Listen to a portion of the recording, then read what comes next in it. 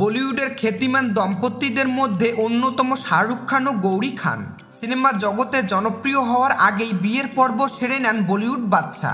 বিয়ের এতদিন পর জানা গেল বিয়ের রাতের আবেগীয় ঘটনা, তাও আবার প্রকাশ করলেন শাহরুখ নিজেই। জানা যায় এই দম্পতি বিয়ে করেছিলেন একবার নয় তিনবার। প্রথমে কোর্ট ম্যারেজ করেন, পরে 1991 সালে 26 আগস্ট মুসলিম রীতিতে তাদের বিয়ে হয়। এরপর 1991 সালের 25 অক্টোবর আবার তারা হিন্দু রীতিতে বিয়ের বন্ধনে আবদ্ধ হন।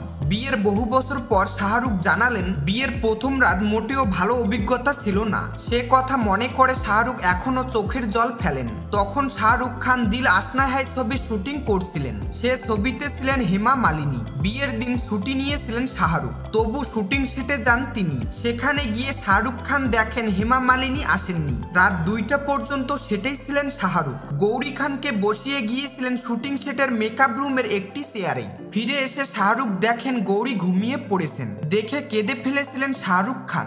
গায়ে মশার কামড়। সেই মধ্যরাতে গৌরীকে নিয়ে ফিরেছিলেন হোটেলে। সেই রাতের কথা এক সাক্ষাৎকারে জানিয়েছিলেন শাহরুখ খান।